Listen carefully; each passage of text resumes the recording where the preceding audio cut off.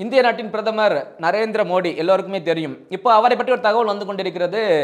பாஜக, ஆர்எஸ்எஸ் அப்படினாலே நம்ம எல்லாருக்கும் தெரியும். எல்லாம் ஒரு வயிற்று பிள்ளைகள் அப்படின்ற மாதிரி தான். அப்படிப்பட்ட அந்த ஆர்எஸ்எஸ் அதனுடைய தலைவர் மோகன் பாகவத் நேத்து சொல்லும்போது பேசும்போது ஒரு தகவலை சொல்றாரு. 75 வயதுகள் வந்துருச்சு அப்படின்னா தலைவர்கள் அவங்களாவே அரசியலை விட்டு அந்த வாய்ப்பை இன்னொருத்தரை கொடுத்து விலகணும் அப்படின்னு ஒரு பதிவை இடுறாரு. சரி, கருத்து நல்ல கருத்து தான். அதை நம்ம எல்லாருமே ஏற்கிறோம். ஒரு வயசு வரைக்கும் தான் எல்லாரும் இருக்கணும். அதுக்கப்புறம் அடுத்தடுத்த இடங்களை அடுத்து வரக்கூடிய இளைய தலைமுறைக்கு விடணும். அது கரெக்டு தான். பட் நாடு எந்த மாதிரியான ஒரு சூழ்நிலையில் இருக்குது அப்படின்றத புரிஞ்சுக்கணும்ல அவர். மற்ற சமயங்களில் சொல்றது கரெக்ட். இந்தியா எந்த மாதிரியான தருணத்தில் இருக்கிறது, இந்த தருணத்தில் அவர் யாருக்கு சொன்ன கருத்து இது? 75 வயதில் ஒருவர் வந்து இந்த பதவிகளை விட்டு போகணும்னு ஏன் சொல்லணும்? ஏன்னா கமிங் செப்டம்பரில் வந்து மோடியோட பிறந்தநாள் வருது. 75 வயதை நெருங்குறாரு. ஸோ அவருக்கு சொல்லப்பட்ட ஒரு கருத்து தானா அப்படின்னு பெரிய அளவில் பேசப்படுது. நான் அவருக்கு சொன்ன கருத்தை நான் பார்க்கல. ஒருவேளை அவருக்கான கருத்தாக, மோடிக்கு சொல்லப்பட்ட கருத்தாக மோகன் பாகவத் அதை சொல்லியிருந்தார் அப்படின்னா, நான் திரும்ப மோகன் பாகவத்தை பார்த்து ஒரு கேள்வி கேட்குறேன். உங்களுக்கு என்ன வயசாகுது? செப்டம்பர் 11 1950 பிறந்தவர் நீங்கள். உங்களுக்கு 75 வயசாகுதே வர செப்டம்பர் 11. நீங்கள் ஆர்எஸ்எஸ்னுடைய தலைவராக தானே இருக்கீங்க. நீங்கள் விலக முடியுமா அந்த பதவியை விட்டு? நீங்கள் முதல்ல விலகிட்டு அடுத்து அவருக்கு புத்திமதி சொல்லலாம் அல்லவா? ஸோ என்ன காரணத்திற்காக மோடி அவர்களை இப்படி மறைமுகமாக சொல்ல வேண்டும் அப்படின்னு எனக்கு புரியலை.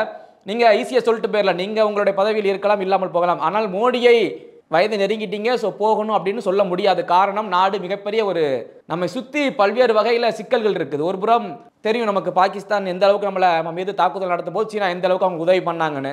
அப்படிப்பட்ட அந்த சூழ்நிலையில் அமெரிக்கா போன்ற ஒரு ஏகாதிபத்திய ஒரு நாடு பாகிஸ்தானுக்கு உதவும். அந்த சூழ்நிலையிலும் அந்த நாட்டை ஒரு புறம் மறைமுகமாக சில அழுத்தங்கள் நமக்கு வந்தாலும் அதையும் தாண்டி நேரடியாக பாகிஸ்தான் மீது தாக்குதல் நடத்தி உலக அளவில் நம்மளை திரும்பி பார்க்க வைக்கும்போது இங்கே பிரதமராக இருந்தவர் மோடி.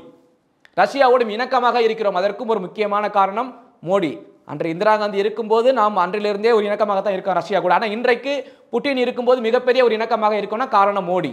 மோடியும் புட்டினும் அந்த அளவுக்கு நெருக்கம். நம்மளுடைய இந்த பொருளாதார பரிமாற்றங்களின் அடிப்படையில் மிகப்பெரிய ஒரு பங்களிப்பு இந்தியாவுக்கும் ரஷ்யாவுக்கும் இருக்குது. ஸோ இந்த மாதிரியான ஒரு சூழ்நிலையில் மோடி கண்டிப்பாக தொடரத்தான் வேண்டும். அது நீங்கள் கட்சி எடுக்கிற முடிவு, கட்சியில் தலைமை பொறுப்பு, அதை நீங்கள் மாற்றலாம். பிரதமர் அப்படின்ற ஒரு பட்சத்தில் மோடி 29 வரை கண்டிப்பாக அவசியமாக தேவை. இது அவருடைய அந்த கருத்துக்காக. அதை காட்டிலும் அவர் தனிநபராக மோடியை பார்த்தால் 2011 தேர்தல் வருது. தேர்தல் வரும்போது எல்லாரும் பாஜக அலை என்றெல்லாம் சொல்லல, மோடி அலை தான் சொன்னாங்க. அந்த அலை 11 வீச ஆரம்பித்தது. 24 வரை அந்த அலை தான் வீசிக்கொண்டிருக்கிறது. அதுதான் பாஜகவுக்கு ஏறுமுகம். ஸோ இரட்டை இலக்க கொண்ட எண்களில் பல மாநிலங்களில் பாஜக ஆளுவதற்கு முக்கியமாக காரணமாக மோடி இருக்கிறார். மோடி அலை தான் வீசியது, பாஜக அலை வீசவே இல்லை. எப்படி தமிழ்நாட்டில் பாஜகவை அண்ணாமலை என்ற ஒரு தனிநபர் மூலமாக கட்சியை வளர்த்து இருந்து வந்தாரோ, அதே போல 2011 வாஜ்பாய்க்கு பிறகு பல ஆண்டுகாலம் பதவி வகிக்காத அந்த பாஜகவை மீண்டும் ஆட்சி அரியணையில் அமர வச்சது மோடி. ஸோ அப்படிப்பட்ட மோடியை நீங்கள் 75 வயசில் ரிட்டையர்ட் ஆகணும் அப்படின்னா அது ஒரு உகந்த கருத்தே கிடையாது. நீங்கள் 2029 வேற ஒரு தலைவரை நியமித்து நீங்கள் அப்போது போட்டியிட்டு வெற்றி பெற்றால் அது உங்களுக்கான ஒரு வாய்ப்பு, உங்களுக்கான ஒரு மரியாதையாக இருக்கும். இவரை நீங்கள் முன்னிறுத்தி காட்டிவிட்டு கடைசியாக நீங்கள் அந்த மாதிரி 75 வயசு ஆகணும்னா நீங்கள் ரிட்டையர்ட் ஆகணும் அப்படின்னு சொல்கிறதெல்லாம் உகந்த கருத்தே கிடையாது. மோகன் பாகவத் அப்படித்தான் ஆகணும் அப்படின்னு மோடிக்கு உத்தரவிட்டால் மோகன் பாகவத்தும் ஆர்எஸ்எஸ்லிருந்து விலக வேண்டும். அவரும் 75 வயதை நெருங்குகிறார். செப்டம்பர் 11 வந்துச்சுன்னா. ஸோ இதை வந்து எப்படி பார்க்குறீங்க? ஒரு நாட்டின் பிரதமராக பார்க்குறீங்களா, இல்லை ஒரு கட்சி தலைவராக நீங்கள் கட்சியோட ஒரு இதாக பார்க்குறீங்களா, இல்லை மோடியின் மீது வெறுப்பு எதுவும் இருக்குதா? ஆர்எஸ்எஸ்ல மிகப்பெரிய வெறுப்புகள் அவர் பின்னாடி சூழ்ந்து இருக்குதா? எல்லாமே வந்து அரசியல் சூழ்நிலைகளை பொறுத்து அமையும். பல்வேறு காரணங்களை நம்ம மோடியை பற்றி சொல்லிக்கிட்டே தான் இருக்கோம். மோடி பிரதமராக பதவியேற்றிலிருந்து இந்தியாவில் பல தக்க நடவடிக்கைகள் எடுத்திருக்காரு. பாகிஸ்தான் இதற்கு முன்னாடி ஒரு முறை அப்படி தான் அட்டாக் பண்ணும்போது சர்ஜிக்கல் ஸ்ட்ரைக்குன்னு சொல்லி அவங்க நாட்டிலே பூந்து அடித்தோம். இப்போ ஆப்ரேஷன் சிந்தூர் சொல்லவே வேண்டாம். இப்படி அடுத்தடுத்து ஒரு புறம் பொருளாதார ஜிடிபி நல்ல ஒரு உச்சநிலைக்கு கொண்டு போய் நிப்பாட்டியிருக்காரு. பல வகைகளிலும் இந்தியாவுக்காக பிரதமர் மோடியின் செயல்பாடுகள் நல்ல விதமாகவே இருந்திருக்கிறது.